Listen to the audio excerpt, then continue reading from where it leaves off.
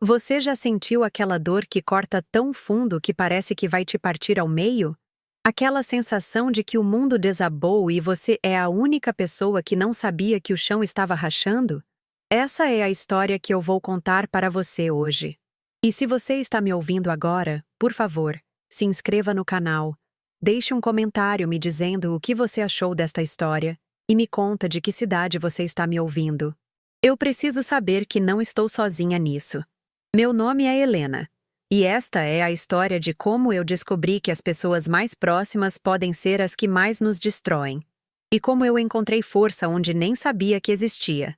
Era uma quinta-feira comum de março quando minha vida implodiu.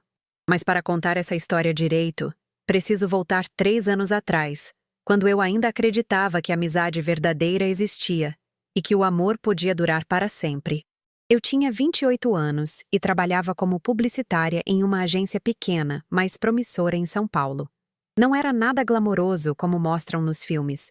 Na verdade, eu passava mais tempo brigando com planilhas do que criando campanhas geniais.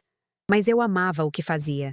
E, principalmente, eu tinha 2 pessoas que faziam tudo valer a pena. Rafael, meu namorado há 4 anos, e Júlia, minha melhor amiga desde a faculdade. Júlia era... Como posso explicar a Júlia para você? Imagine aquela pessoa que todo mundo ama instantaneamente. Cabelos loiros naturais que brilhavam mesmo sem produtos caros, sorriso que iluminava qualquer ambiente e uma personalidade magnética que atraía pessoas como imã. Eu sempre me senti sortuda por ter sido escolhida como melhor amiga dela. Sim, escolhida. Porque com a Júlia, você sempre tinha a sensação de que estar ao lado dela era um privilégio. Rafael era o oposto. Moreno, sério, do tipo que preferia uma noite em casa assistindo séries a sair para baladas. Ele era programador, trabalhava home office e tinha essa calma que me acalmava quando o mundo ficava caótico demais. Não era o príncipe encantado dos contos de fada, mas era meu príncipe encantado. Ou pelo menos, eu achava que era. Nossa dinâmica de trio funcionava perfeitamente. Júlia era a vida da festa, Rafael era o âncora sensato. E eu era... Bem, eu era a cola que mantinha tudo junto. A mediadora, a organizadora, a que sempre estava disponível para os 2. Finais de semana sempre incluíam os 3. Eu e Rafael como casal, Júlia como a melhor amiga que nunca faltava nos nossos planos. Vocês são o casal mais fofo que eu conheço, Júlia costumava dizer, abraçando a gente pelos ombros. Quando vocês casarem, eu quero ser a madrinha, tá? E eu acreditava. Deus, como eu acreditava em tudo. O primeiro sinal de que algo estava estranho veio no meu aniversário daquele ano. Eu tinha planejado uma festa pequena no meu apartamento. Nada muito elaborado, só uns amigos próximos, algumas bebidas, petiscos. Júlia chegou atrasada, o que já era normal, mas chegou diferente. Estava mais arrumada que o usual, usando um vestido que eu nunca tinha visto, e Rafael não conseguia parar de olhar para ela. Desculpa o atraso, amor, ela disse, me dando um abraço apertado. Tive uma reunião que se estendeu. Júlia trabalhava como assessora de imprensa. Sempre tinha reuniões que se estendiam. Mas naquele dia, alguma coisa no jeito que ela evitou meu olhar me incomodou. E o jeito que Rafael rapidamente desviou o olhar quando nossos olhares se cruzaram. Mas eu empurrei esses pensamentos para longe. Era paranoia minha, claro. A festa foi boa. Júlia foi o centro das atenções, como sempre, contando histórias engraçadas dos seus clientes famosos, fazendo todo mundo rir.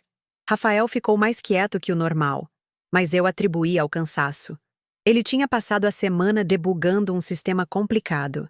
No final da noite, quando só restavam os cacos da festa pelo apartamento, Júlia se ofereceu para ajudar a limpar.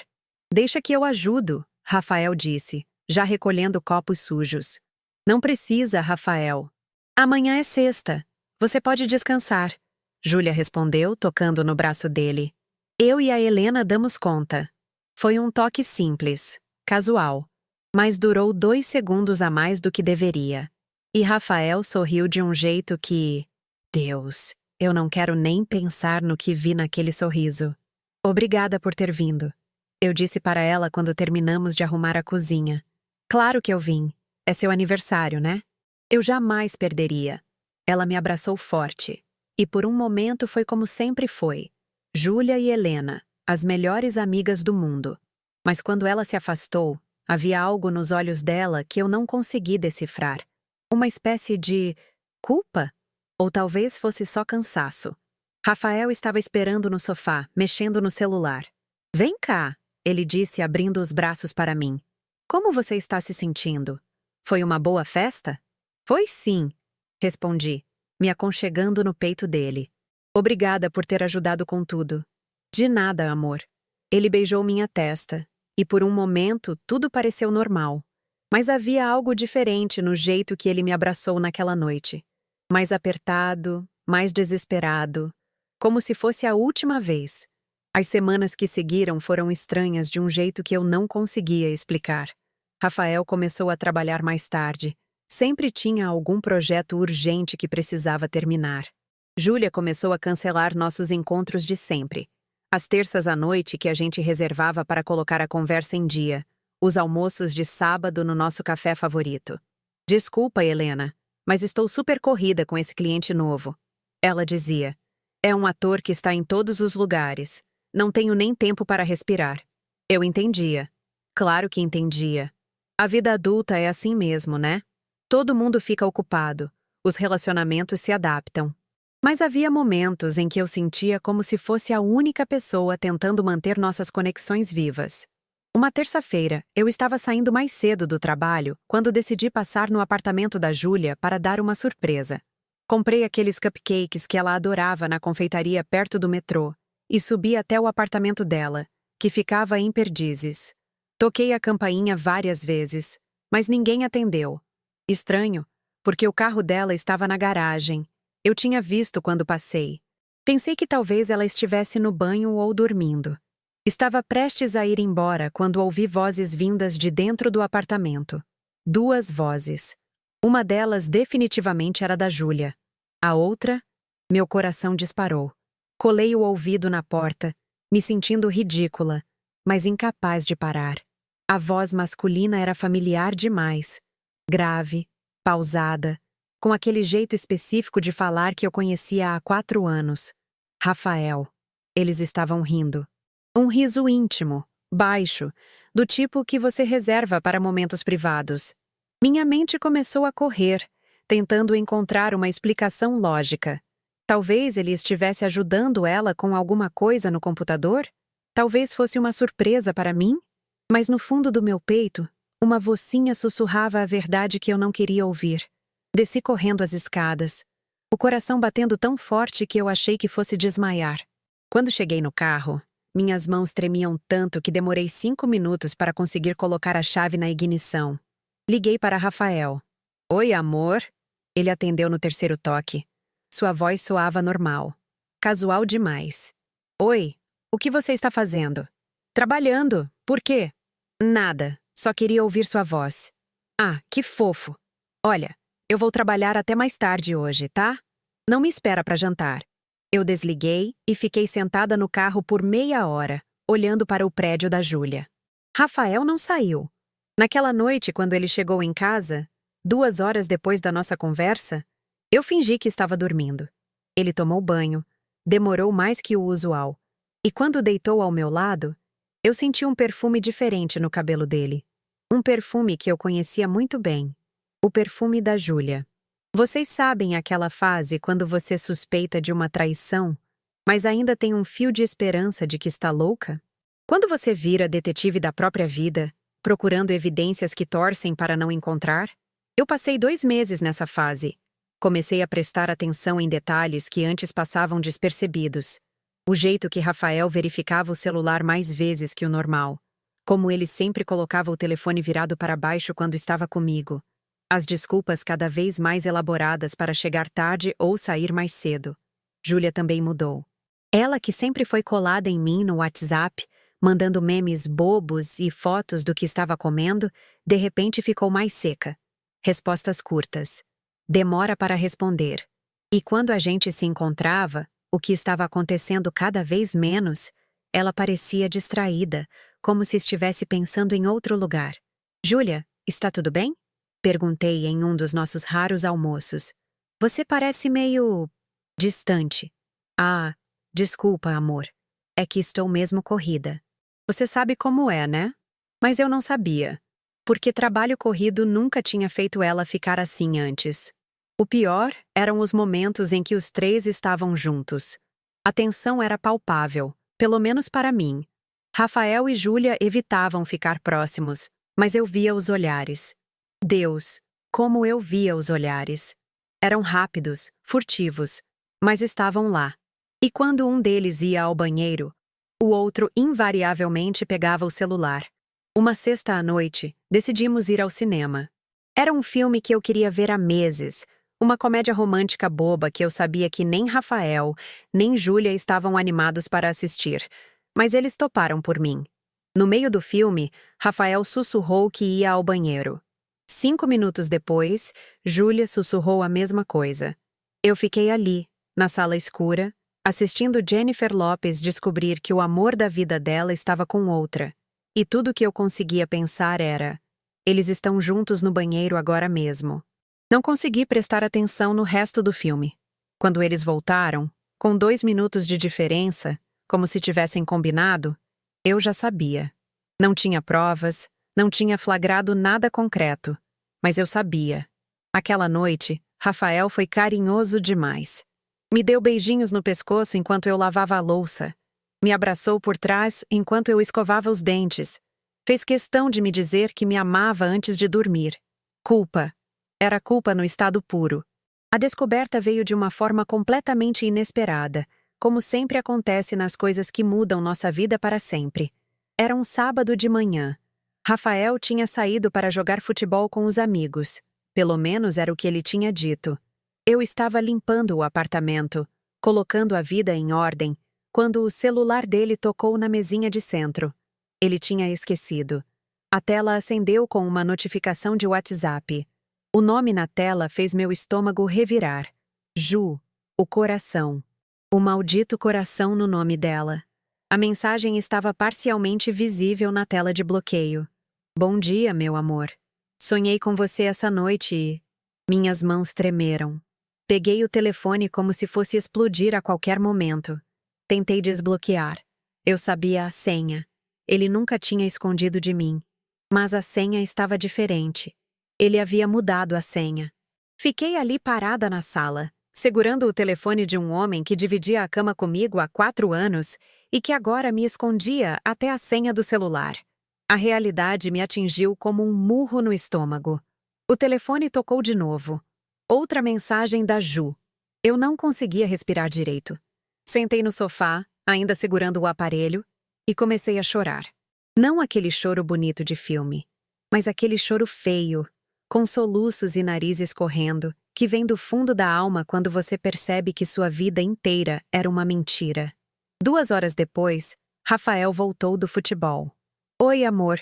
Como foi sua manhã? Ele perguntou, normal como sempre, dando um beijinho no meu rosto. Seu celular tocou, eu disse, entregando o aparelho para ele. Por uma fração de segundo, vi o pânico nos olhos dele. Mas foi rápido. Logo ele voltou ao normal. Ah, obrigado. Deve ser coisa do trabalho. Ele verificou as mensagens de costas para mim. Vi os ombros dele ficarem rígidos. Rafael? Oi? A gente precisa conversar. Ele se virou devagar. E eu soube que ele sabia que eu sabia. Helena, há quanto tempo? Do que você está falando? Não faz isso comigo, Rafael. Pelo menos me dê o respeito de não fingir que eu sou idiota. Há quanto tempo você e a Júlia estão tendo um caso? O silêncio que seguiu foi ensurdecedor. Rafael me olhou como se fosse a primeira vez que me via de verdade em meses. Helena, Só me fala há quanto tempo. Ele sentou na poltrona em frente ao sofá, colocou as mãos no rosto e soltou um suspiro que parecia carregar o peso do mundo. 3 meses. 3 meses. 3 meses desde o meu aniversário.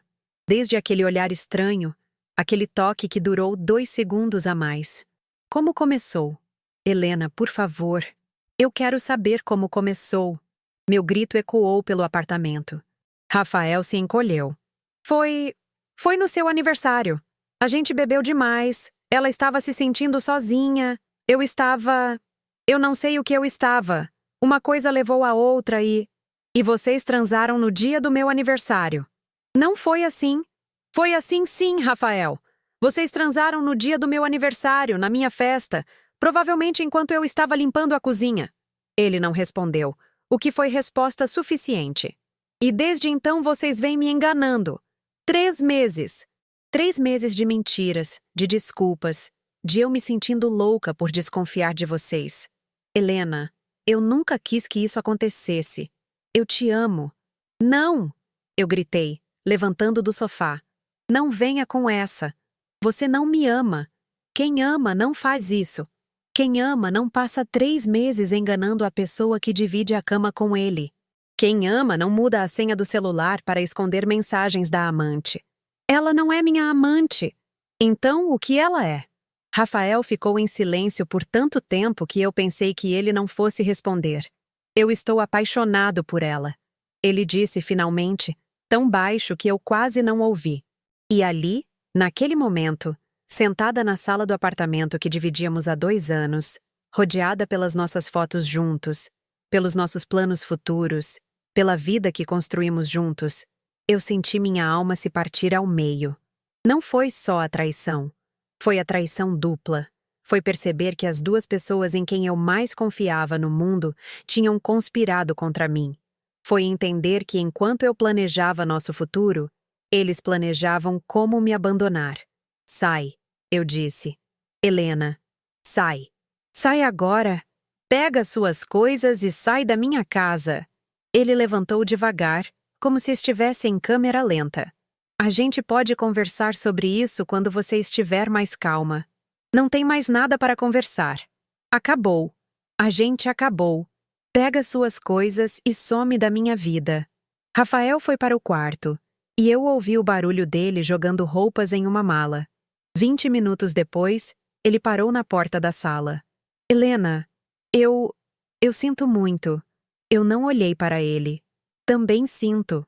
Sinto muito por ter desperdiçado 4 anos da minha vida com um homem que não valia nem 4 minutos. A porta bateu, e eu estava sozinha. Passou-se uma semana antes de eu conseguir reunir coragem para ligar para Júlia. Uma semana em que eu não saí de casa, não atendi telefone, não respondi mensagens.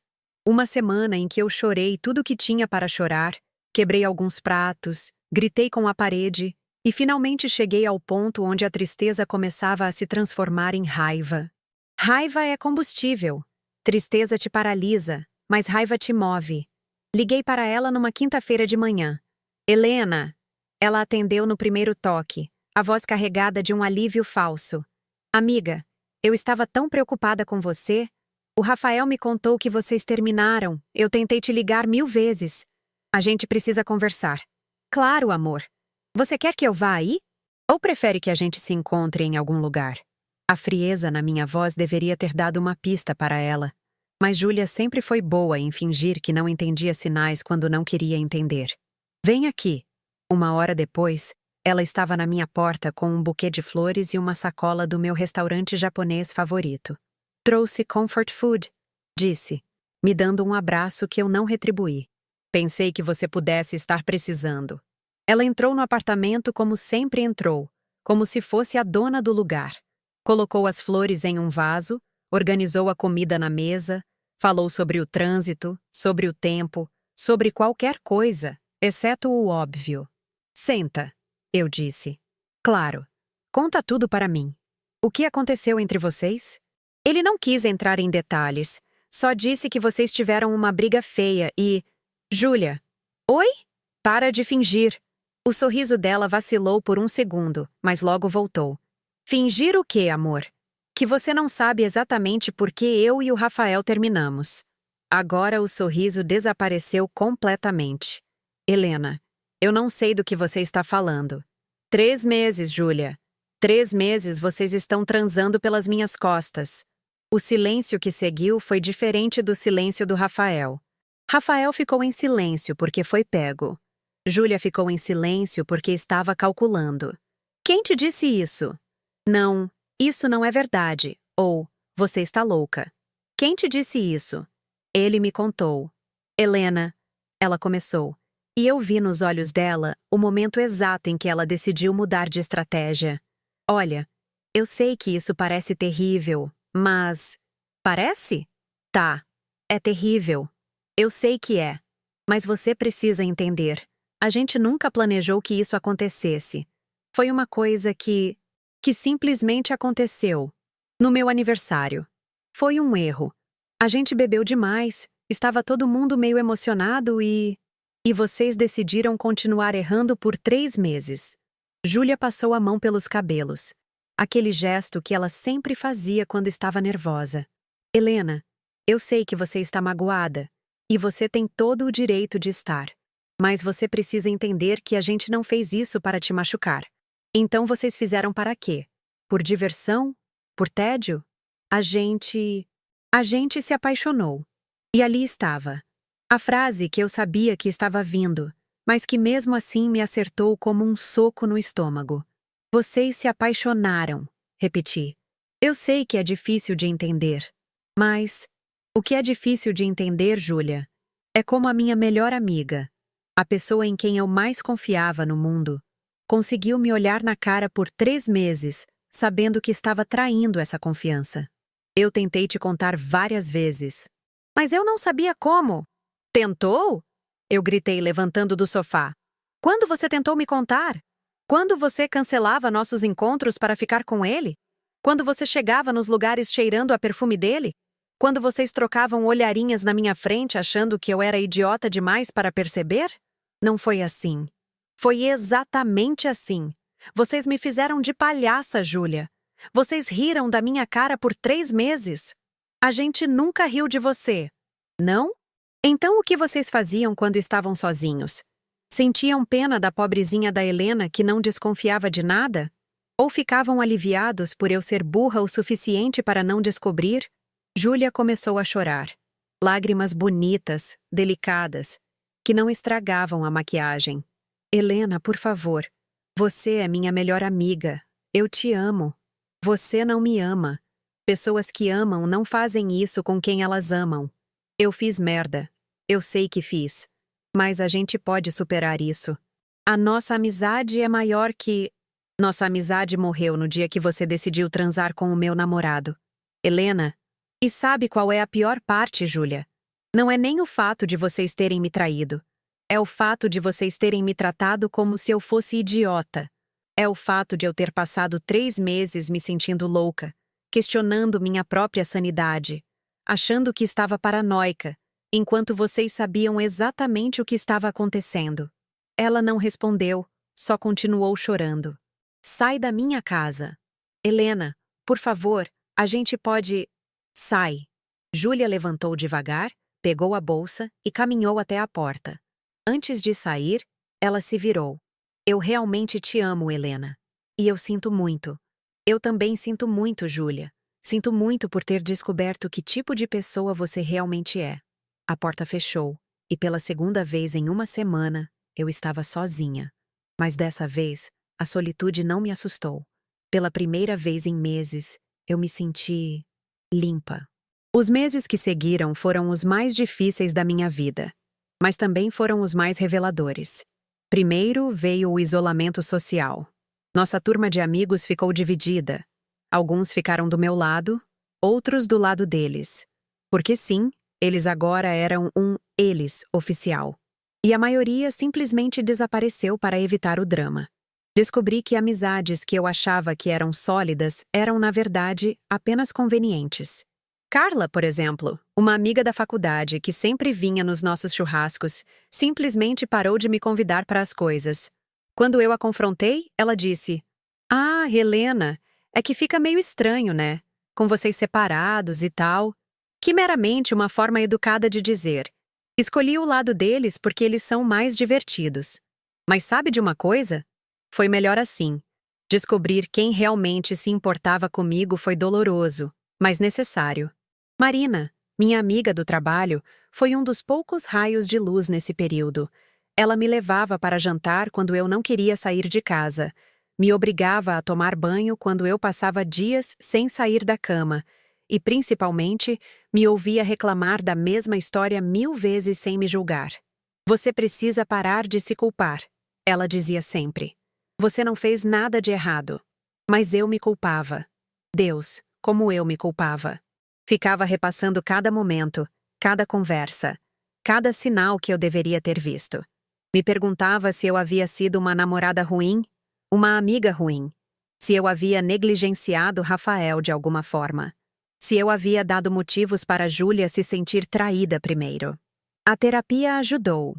Dr. Marcos, um psicólogo de 50 e tantos anos que parecia um professor universitário, me ajudou a entender que eu estava tentando encontrar lógica em algo que não tinha lógica. Helena, ele disse em uma das nossas sessões, você está tentando assumir responsabilidade pelas escolhas de outras pessoas, mas as escolhas deles foram deles. Você não tem controle sobre isso. Mas e se eu tivesse sido mais atenta? E se eu tivesse percebido os sinais mais cedo? E aí? O que mudaria? Eles ainda teriam feito o que fizeram. A única diferença é que você teria descoberto mais cedo. Ele tinha razão, mas aceitar isso foi um processo longo e doloroso. Enquanto isso, o trabalho virou minha salvação. Mergulhei de cabeça nos projetos, ficava até tarde no escritório, pegava trabalhos extras nos fins de semana. Minha chefe, Sandra, uma mulher de 40 anos que havia passado por um divórcio brutal 2 anos antes, me deu o espaço que eu precisava. Trabalhar demais não vai curar seu coração. Ela me disse um dia, me encontrando no escritório às 9 da noite. Mas vai te manter ocupada até você estar pronta para curar. Foi durante esse período de trabalho intenso que algo interessante começou a acontecer. Eu estava criando. Não apenas fazendo meu trabalho, mas realmente criando. As campanhas que eu desenvolvia tinham uma profundidade emocional que eu nunca havia conseguido antes. Como se toda aquela dor estivesse sendo canalizada para algo produtivo. Uma campanha em particular, para uma ONG que trabalhava com mulheres vítimas de violência doméstica, me rendeu reconhecimento não só na agência, mas na cidade toda. O conceito era simples. Suas cicatrizes contam uma história de sobrevivência, não de derrota. Helena, isso está brilhante, Sandra disse quando apresentei a proposta. De onde veio essa ideia? Eu não soube como explicar que veio da dor. Que veio da compreensão de que ser traída, embora terrível, não me definia como vítima. Que ser enganada por pessoas que eu amava havia me ensinado coisas sobre mim mesma que eu nunca teria aprendido de outra forma. A campanha foi um sucesso. Ganhou prêmios, gerou mídia espontânea, e de repente eu estava sendo requisitada para outros projetos importantes. Minha carreira, que havia estagnado nos últimos anos, começou a decolar. E sabe o que era engraçado? Nos anos que estive com Rafael, eu sempre recusei trabalhos que exigiriam viagens ou horários extras. Preciso pensar no Rafael, eu dizia. Preciso estar em casa para jantar com ele. Agora, sem ninguém para quem eu precisasse voltar para casa, eu descobri que podia ser tão ambiciosa quanto eu quisesse. E Deus, como eu queria. 6 meses depois do término, eu estava numa versão melhor de mim mesma. Havia perdido uns quilos, parte tristeza, parte academia que virou meu novo vício. Mudado o corte de cabelo, renovado o guarda-roupa. Por fora, eu parecia uma mulher que havia superado tudo. Por dentro, eu ainda acordava alguns dias com aquela sensação de vazio no peito. Mas eu estava aprendendo a conviver com isso. Foi Marina quem me contou primeiro sobre os rumores. Helena, ela disse hesitante, durante um dos nossos almoços de sexta-feira. Tem uma coisa que eu preciso te contar, mas eu não sei como... Fala logo. A Júlia e o Rafael, eles vão casar. Eu parei com o garfo no meio do caminho para a boca. Casar? A Carla me contou ontem. Parece que eles ficaram noivos semana passada. Sabe aquela sensação quando você leva um soco no estômago?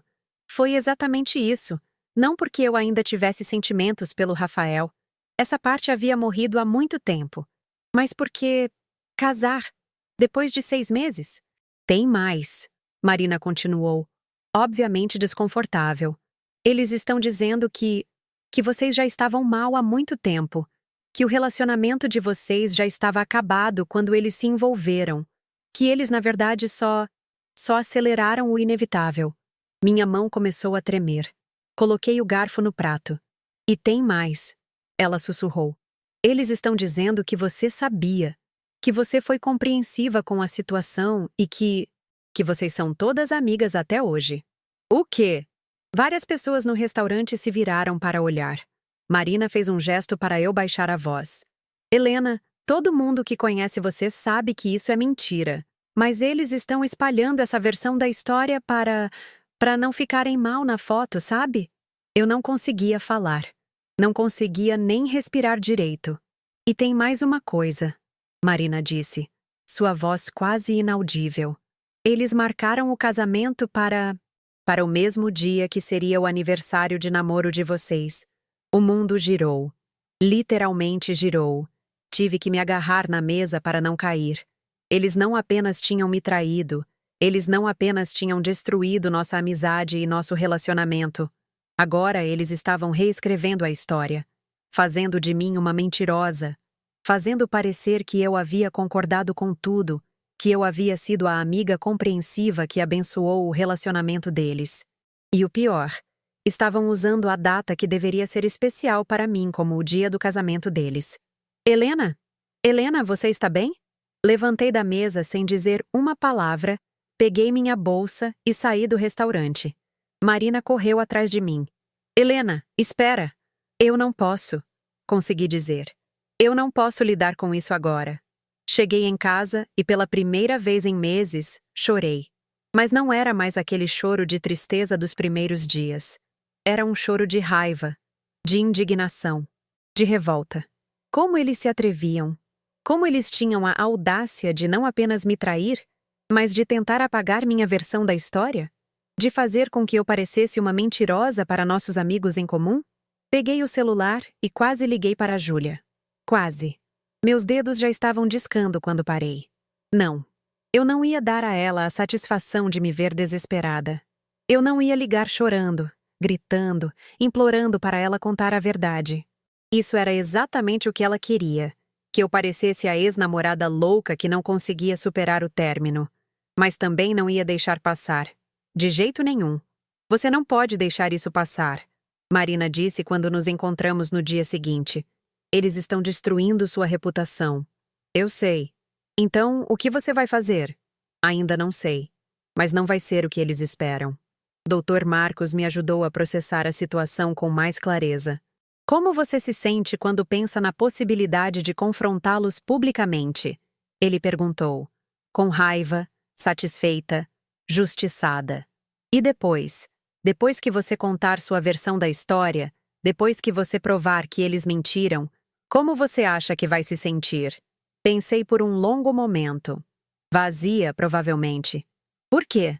Porque isso não vai devolver o que eles tiraram de mim. Não vai fazer com que a traição nunca tenha acontecido. Vai apenas provar que eu estava certa, e no final das contas, isso não muda nada. Então o que você quer de verdade, Helena? Essa pergunta me assombrou por dias. O que eu queria de verdade? Queria que eles pagassem pelo que fizeram? Queria que todo mundo soubesse que tipo de pessoas eles eram? Ou queria algo mais profundo? A resposta veio numa terça-feira à noite, enquanto eu trabalhava em uma nova campanha. Olhei para o meu reflexo na janela do escritório e percebi algo. Eu não era mais a mesma Helena de 8 meses atrás. A Helena de antes da traição. Eu era mais forte, mais focada, mais determinada, mais eu mesma. A traição deles havia me quebrado, isso era verdade. Mas eu havia me reconstruído melhor. E eles... Bem, eles ainda eram as mesmas pessoas que eram capazes de trair uma amiga e reescrever a história para se sentirem melhor consigo mesmos. Minha estratégia começou a se formar. Em vez de confrontá-los diretamente, eu decidi investir em mim.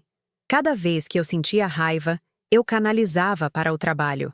Cada vez que eu queria gritar a verdade para o mundo, eu focava em construir minha carreira. 3 meses depois do anúncio do noivado deles, eu recebi uma proposta para trabalhar em uma agência maior, com um salário 60% maior que o atual. Era uma oportunidade que eu jamais teria se não tivesse me dedicado tanto aos projetos dos últimos meses. Sandra, eu vou sentir muito sua falta, disse quando anunciei que estava saindo. Eu também vou sentir sua falta. Mas você merece isso, Helena. Você se tornou uma profissional incrível. Você acha que foi por causa de tudo que aconteceu? Acho que foi por causa de como você lidou com tudo que aconteceu. Muitas pessoas se afundam na dor. Você usou a sua para crescer. Na nova agência, eu era responsável por campanhas de marcas nacionais. Meu primeiro projeto foi para uma rede de cosméticos que queria falar sobre autoestima feminina. O conceito que criei foi: beleza é a confiança que vem de dentro. A campanha foi um sucesso estrondoso, tanto que a marca decidiu me contratar como consultora externa para outros projetos. De repente, eu estava ganhando mais dinheiro do que jamais havia ganhado na vida. Comprei um apartamento novo, menor que o que dividia com Rafael, mas completamente meu. Comecei a viajar para trabalhos em outras cidades. Minha agenda estava sempre cheia. E o mais importante, eu estava feliz. Genuinamente feliz. O casamento deles foi num sábado de outubro. Eu soube porque várias pessoas postaram fotos nas redes sociais. Júlia estava linda, obviamente. Rafael parecia feliz. E eu estava em São Paulo trabalhando num projeto para uma marca internacional que havia me contratado para desenvolver uma campanha para toda a América Latina. Não senti nada. Nem tristeza, nem raiva, nem nostalgia. Foi como olhar fotos de estranhos. O encontro com eles aconteceu 3 semanas depois do casamento, numa sexta-feira à noite, no shopping. Eu estava saindo do cinema com um cara que estava conhecendo. Daniel, um arquiteto engraçado que me fazia rir. Quando os vi, eles estavam na praça de alimentação, dividindo uma pizza. Júlia estava com aquele sorriso perfeito de sempre. Rafael gesticulava contando alguma história. A cena doméstica perfeita do casal recém-casado. Helena? Daniel perguntou, notando que eu havia parado. Está tudo bem? Está sim, respondi, e percebi que era verdade. Foi quando Júlia me viu. Nossos olhares se cruzaram através da multidão, e por um segundo, o sorriso dela vacilou. Disse alguma coisa para Rafael, que se virou para olhar na minha direção. Eles pareciam menores, de alguma forma. Menos significativos do que costumavam ser na minha memória. Vem, disse para Daniel. Vamos embora. Mas antes que pudéssemos sair, Júlia se levantou e caminhou até nós. Helena! Ela disse com aquele tom falsamente alegre que eu conhecia tão bem. Que coincidência! Como você está? Bem, respondi, mantendo minha voz neutra. Júlia, este é o Daniel. Daniel, esta é a Júlia. Prazer. Daniel disse educadamente. Igualmente, Júlia respondeu, mas seus olhos não saíam de mim. Helena, você está ótima. Diferente. Obrigada. Rafael se aproximou, claramente desconfortável. Oi, Helena? Oi, Rafael. O silêncio que seguiu foi carregado de tudo que não foi dito. Daniel, percebendo a tensão, discretamente tocou meu braço. Helena, não quero interromper, mas a gente não tinha aquela reserva? Ele estava mentindo para me dar uma saída. E eu fiquei grata por isso. É verdade. A gente precisa ir. Claro, Júlia disse rapidamente. Mas, Helena, a gente podia se encontrar um dia desses. Para conversar. Para colocar as coisas em dia. Olhei para ela. Realmente olhei. Vi as rugas finas ao redor dos olhos que a maquiagem não conseguia esconder completamente. Vi a insegurança disfarçada de confiança. Vi uma mulher que precisava da minha aprovação para se sentir bem consigo mesma. Não, Júlia, disse calmamente. Acho que não. Mas, Helena, não há nada para colocar em dia. Vocês fizeram suas escolhas. Eu fiz as minhas. Todo mundo seguiu em frente. Eu sei que as coisas terminaram mal entre a gente. Ela insistiu. Mas a gente foi amigas por tanto tempo. Foi mesmo, concordei. E foi bom enquanto durou. A frase teve o efeito que eu esperava. Vi a dor nos olhos dela. A compreensão de que eu não estava interessada em reconexão ou reconciliação. Bom, então, boa sorte com tudo, ela disse finalmente. Para vocês também. Daniel e eu caminhamos para longe, e eu senti como se um peso que eu nem sabia que estava carregando tivesse sido tirado dos meus ombros. Ex-namorado e ex-melhor amiga? Daniel perguntou quando estávamos no carro. Algo assim. Pelo jeito como eles estavam te olhando, você foi a que se deu melhor no final. Ri. Sabe de uma coisa? Acho que sim. A vingança, quando veio, não veio de mim. Veio de uma fonte completamente inesperada. Estava no trabalho numa quinta-feira à tarde quando Marina me ligou, quase sem fôlego. Helena, você precisa ver o Facebook da Carla. Por quê? Só vai. Agora. Abri o Facebook e procurei o perfil da Carla. O que vi me deixou boquiaberta. Era um post longo, detalhado, sobre falsos amigos e como eles podem destruir vidas. Carla havia escrito sobre uma situação que ela havia presenciado, sem mencionar nomes, mas sendo específica o suficiente para que qualquer um que nos conhecesse soubesse sobre quem ela estava falando. Já viram uma pessoa ser traída pela melhor amiga e pelo namorado e depois ter que aguentar essa mesma dupla espalhando mentiras sobre ela?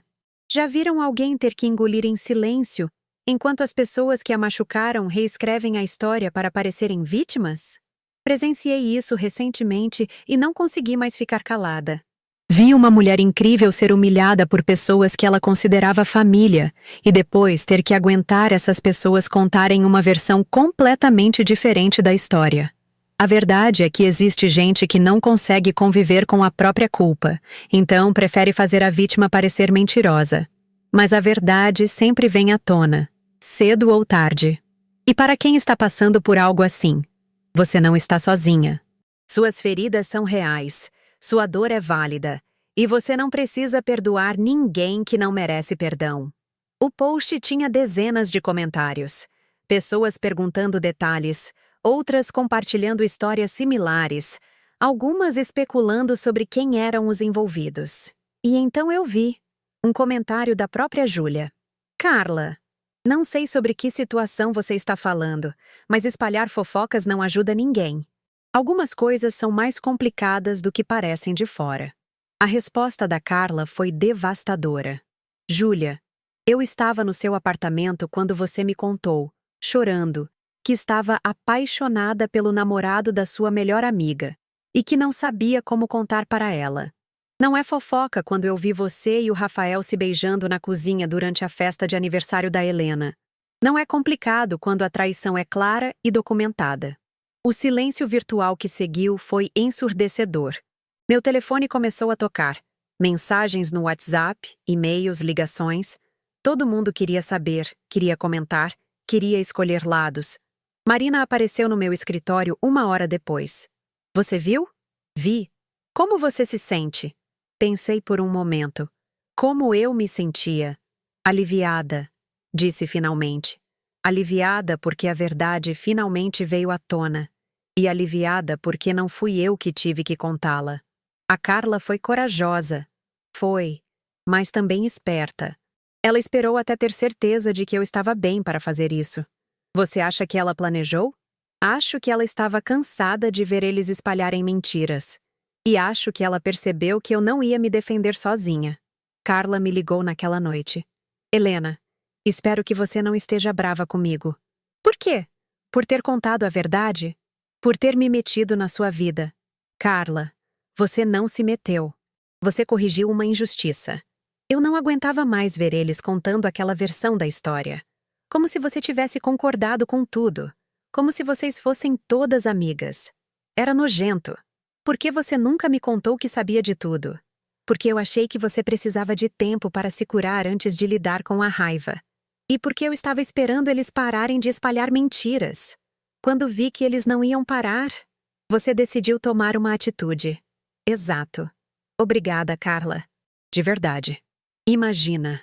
Aliás, Helena. Oi? Você virou uma mulher incrível. Não sei se você percebe, mas todo mundo vê. Você brilha de um jeito que você não brilhava antes. As consequências do post da Carla foram imediatas e devastadoras para eles.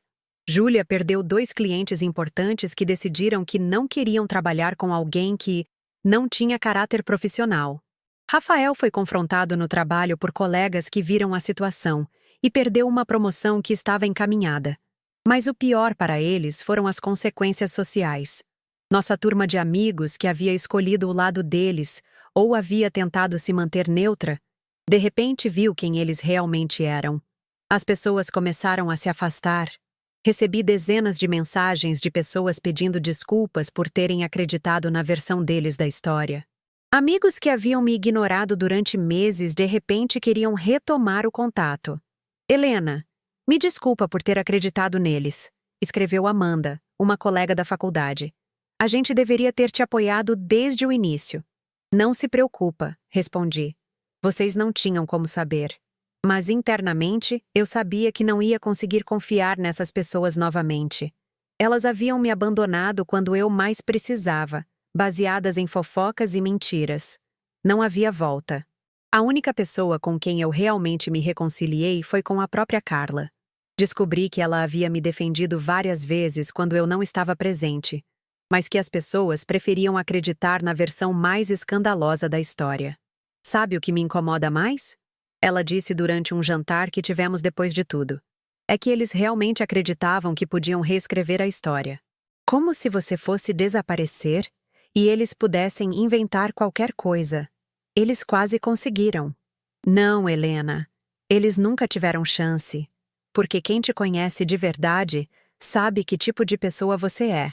O problema é que muita gente prefere drama à verdade. Júlia tentou me ligar várias vezes após o post da Carla. Mandou mensagens longas por WhatsApp, tentou me encontrar no trabalho. Eu ignorei tudo. Até que um dia, ela apareceu na porta do meu apartamento novo. Helena, por favor, a gente precisa conversar. Ela estava diferente. Mais magra, com olheiras, o cabelo sem o brilho de sempre. Não temos nada para conversar, Júlia. Por favor, só 5 minutos. Contra meu melhor julgamento, deixei ela entrar. Helena, eu sei que eu estraguei tudo. Eu sei que eu fiz a pior coisa que alguém pode fazer para uma amiga. Mas você tem que entender que eu nunca quis que as coisas chegassem a esse ponto. Que ponto? O ponto onde todo mundo descobriu quem vocês realmente são? O ponto onde todo mundo nos odeia? O ponto onde eu perdi meus clientes? Onde o Rafael está sendo discriminado no trabalho? Onde a gente não tem mais amigos. Vocês não têm mais amigos porque vocês provaram que não são confiáveis. As pessoas não querem se associar com gente que trai os próprios amigos. Helena, eu te imploro. Você pode falar para as pessoas que a situação foi mais complicada do que parece? Que não foi tão simples assim? E ali, naquele momento, olhando para a mulher que havia sido minha melhor amiga por 8 anos, implorando para eu mentir para salvar a reputação dela, eu entendi finalmente quem ela sempre havia sido. Não, Júlia. Helena, por favor. Não. Eu não vou mentir para proteger vocês das consequências das suas ações. Vocês fizeram suas escolhas sabendo exatamente o que estavam fazendo. Agora vocês lidam com as consequências. Mas a gente está sofrendo. E vocês acham que eu não sofri? Vocês acham que foi fácil para mim descobrir que as 2 pessoas em quem eu mais confiava no mundo estavam me enganando há meses? Vocês acham que foi fácil aguentar vocês espalharem mentiras sobre mim? Não foi intencional. Foi sim, Júlia. Cada mentira que vocês contaram sobre nossa situação foi intencional. Cada vez que vocês fizeram eu parecer a ex-namorada que havia concordado com tudo, foi intencional. Vocês tentaram destruir minha reputação para salvar a de vocês. Ela começou a chorar. Helena, eu te amo. Você sempre foi minha melhor amiga. Não, Júlia. Você me amava quando era conveniente. Você me amava quando eu te fazia sentir bem consigo mesma. Mas amor de verdade não faz o que você fez. O que eu posso fazer para você me perdoar? Olhei para ela por um longo momento. Nada. Não existe nada que você possa fazer. Porque perdão é algo que se oferece para pessoas que merecem. E vocês provaram que não merecem. Ela saiu chorando. E eu nunca mais a vi. Há 2 anos depois de tudo, eu estava sentada no escritório da agência que eu havia fundado junto com Marina e 2 outros sócios. Nossa empresa estava crescendo rapidamente. Tínhamos clientes nacionais e internacionais. E eu finalmente havia encontrado minha verdadeira paixão. Ajudar marcas a contarem histórias autênticas. Helena, Marina disse, entrando na minha sala. Tem uma cliente nova que quer falar especificamente com você. Quem é? Uma escritora que está lançando um livro sobre superação feminina. Ela disse que viu nossa campanha para a ONG e que só trabalha com a gente se você for a responsável pelo projeto. Sorri. Essa era exatamente o tipo de projeto que me energizava. Marca para amanhã. Já marquei. Ah, e Helena? Oi? Você viu que a Júlia está tentando abrir uma empresa própria? Havia muito tempo que eu não ouvia esse nome. E percebi que não senti nada quando Marina o pronunciou. Não. E não me interessa. Você realmente superou tudo, né? Sabe, Marina, disse, olhando pela janela para a cidade lá embaixo. Eu acho que superar não é bem a palavra certa. Eu acho que eu me transformei. A Helena, que foi traída pela melhor amiga e pelo namorado, não existe mais. Ela morreu naquele dia. E eu sou uma pessoa completamente nova. Uma pessoa melhor, uma pessoa mais verdadeira. Uma pessoa que sabe o que vale a pena e o que não vale. E era verdade. A traição havia me quebrado completamente. Mas a mulher que ressurgiu dos pedaços era alguém que eu jamais poderia ter me tornado se não tivesse passado por tudo aquilo. Eu havia aprendido a confiar no meu instinto. Havia aprendido que minha própria companhia era suficiente. Havia aprendido que eu não precisava da aprovação de ninguém para ser feliz.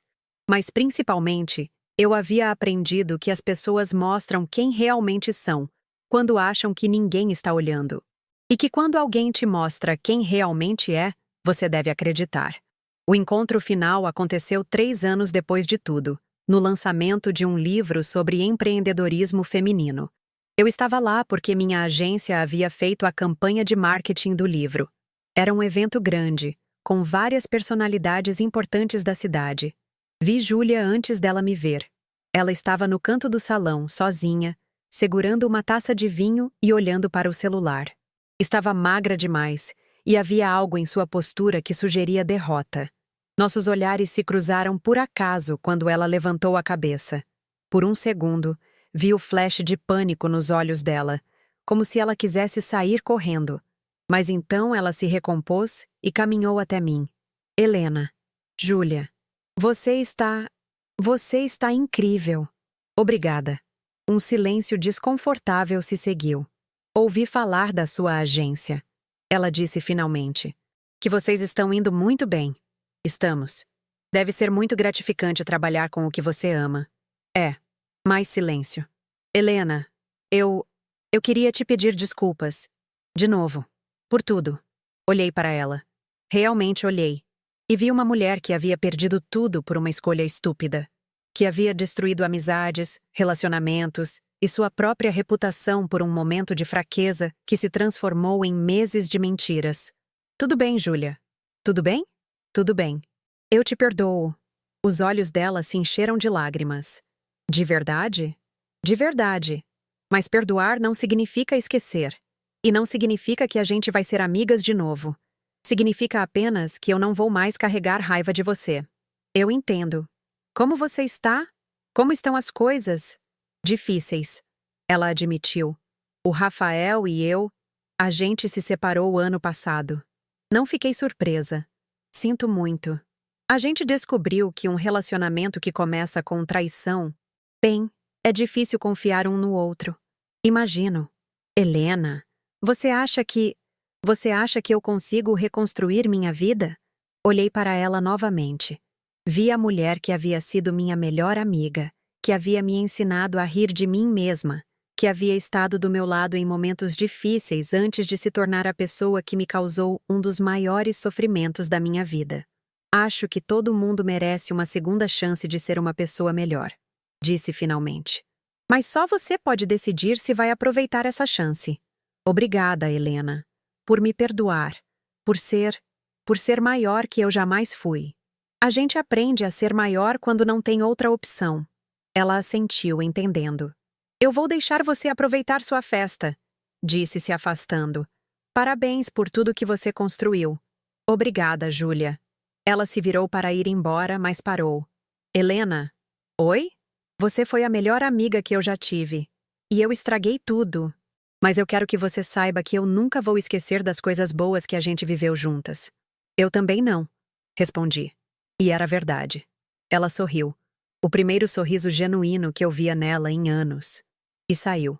Vocês que estão me ouvindo agora, especialmente vocês que já passaram por traições parecidas, eu quero que saibam de uma coisa. A dor que vocês estão sentindo agora não é para sempre. Eu sei que parece que é. Eu sei que parece que o mundo acabou, que vocês nunca mais vão conseguir confiar em alguém, que vocês são burros por não terem percebido os sinais. Eu sei porque eu senti tudo isso. Mas eu quero contar para vocês o que eu descobri do outro lado dessa dor. Ela tem um propósito. A traição me quebrou completamente. Me forçou a questionar tudo o que eu achava que sabia sobre mim mesma, sobre relacionamentos, sobre amizade. Me obrigou a reconstruir minha vida do zero, sem poder contar com as pessoas em quem eu mais confiava. E sabe de uma coisa? Foi a melhor coisa que já me aconteceu. Não porque a traição foi boa. Traição nunca é boa. Mas porque ela me forçou a descobrir quem eu realmente era quando não tinha ninguém para me apoiar. Me forçou a encontrar força em lugares que eu nem sabia que existiam. Hoje, 4 anos depois de tudo, eu tenho uma vida que eu nunca poderia ter imaginado. Tenho uma empresa próspera, relacionamentos verdadeiros, uma autoestima que não depende da aprovação de ninguém. Tenho paz.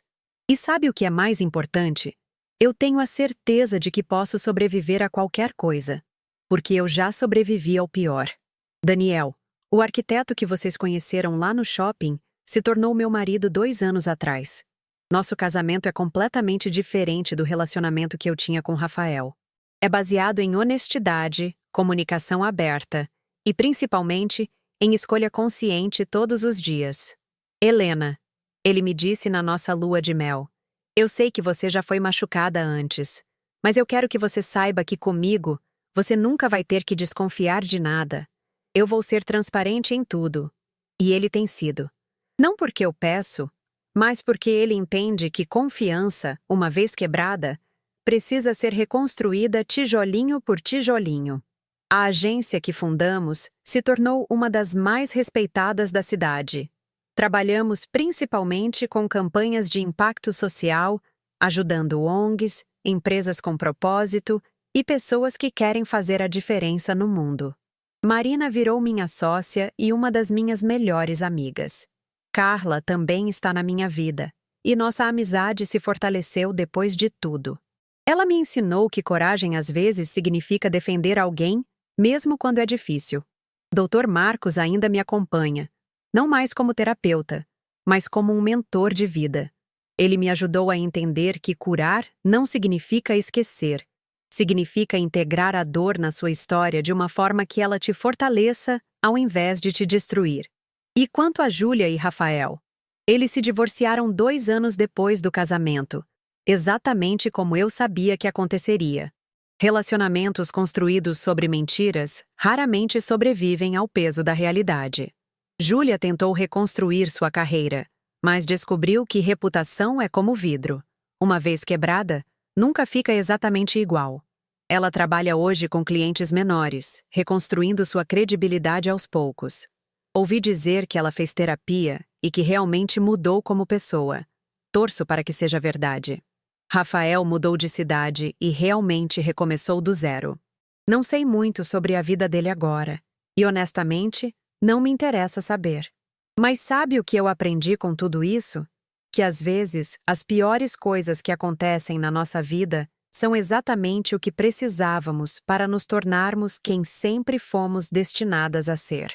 Eu quero compartilhar com vocês as lições que aprendi nessa jornada, porque talvez elas possam ajudar alguém que está passando por algo parecido agora. Primeira lição: confie no seu instinto. Eu sabia. No fundo, eu sempre soube que algo estava errado, mas eu escolhi ignorar porque era mais fácil, mais confortável, menos assustador do que enfrentar a realidade. Se há uma coisa que eu mudaria, seria ter confiado no meu instinto desde o primeiro dia. Quando algo parece estranho, geralmente é porque está estranho mesmo. Seu subconsciente percebe coisas que sua mente consciente ainda não quer aceitar. Segunda lição: não aceite migalhas de afeto. Durante anos, eu aceitei ser a terceira roda da minha própria vida. Eu organizava os encontros, eu fazia concessões, eu sempre estava disponível. E quando eles começaram a me tratar como uma opção ao invés de uma prioridade, eu continuei aceitando porque tinha medo de ficar sozinha.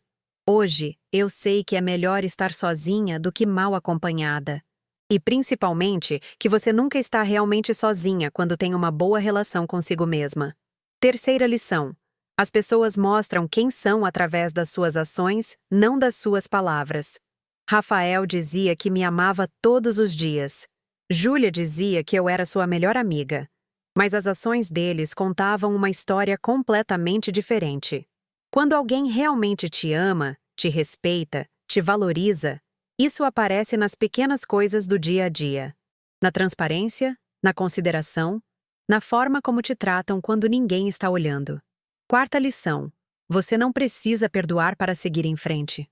Durante muito tempo, as pessoas me pressionaram para perdoar. Você precisa perdoar para poder seguir em frente. Diziam. O perdão é para você, não para eles. Mas sabe de uma coisa? Eu segui em frente muito bem sem perdoar por um tempo. O perdão veio naturalmente quando eu estava pronta, quando eu realmente senti que eles não tinham mais poder sobre mim. E mesmo hoje, perdoar não significa que eu esqueci ou que eu permitiria que eles voltassem para a minha vida. Quinta lição. A melhor vingança é viver bem. Eu poderia ter gasto minha energia tentando destruir a vida deles. Poderia ter espalhado a verdade para todo mundo, criado drama, tentado virar as pessoas contra eles. Mas eu descobri que investir essa energia em mim mesma era muito mais eficaz. Enquanto eles lidavam com as consequências das próprias ações, eu construía uma vida incrível. Sexta lição. Nem toda perda é uma perda. Perder Rafael e Júlia foi doloroso, mas também foi libertador. Eu perdi pessoas que não me mereciam e que estavam me impedindo de crescer. Perdi relacionamentos tóxicos que eu não conseguia ver que eram tóxicos. E no lugar deles, eu encontrei pessoas verdadeiras, oportunidades melhores, uma versão melhor de mim mesma. Se eu pudesse voltar no tempo e conversar com a Helena de 4 anos atrás, a Helena que estava descobrindo a traição e achando que o mundo estava acabando, sabe o que eu diria? Helena, respira. Eu sei que você acha que não vai conseguir sobreviver a isso. Eu sei que você sente como se uma parte de você tivesse morrido. E sabe de uma coisa? Uma parte realmente morreu. A parte ingênua. A parte que acreditava que todas as pessoas são boas. A parte que confiava cegamente.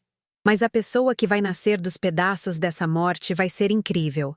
Vai ser mais forte, mais sábia, mais autêntica. Vai ser alguém que você nem consegue imaginar que pode se tornar. Você vai descobrir que é capaz de coisas que nem sonhava. Vai construir uma carreira brilhante. Vai encontrar o amor verdadeiro. Vai ter amizades reais. Vai viajar o mundo. Vai impactar a vida de outras pessoas. Vai ser feliz de uma forma que você nunca foi antes. E mais importante, você vai descobrir que não precisa de ninguém para ser completa. Que a solidão não é algo a ser temido, mas algo a ser abraçado. Que sua própria companhia é suficiente. Então chora tudo o que você precisa chorar. Sente toda a raiva que você precisa sentir. Mas depois levanta, escova a poeira e começa a construir a vida dos seus sonhos. Porque você merece muito mais do que migalhas de afeto de pessoas que não sabem o seu valor. E um dia, daqui a alguns anos, você vai encontrar eles por acaso em algum lugar e vai perceber que não sente mais nada. Nem raiva, nem tristeza, nem nostalgia. Só uma vaga lembrança de quem você costumava ser quando achava que precisava deles para ser feliz. Pessoas que estão me ouvindo agora, especialmente vocês que estão passando por traições, por perdas, por momentos em que sentem que não vão conseguir seguir em frente. Vocês vão conseguir. Não do jeito que vocês imaginam. Não voltando para onde estavam antes, porque isso é impossível. Mas seguindo para frente, para um lugar melhor, para uma versão melhor de vocês mesmos. A dor que vocês estão sentindo agora é real e válida. Não deixem ninguém minimizar essa dor ou apressar o processo de cura.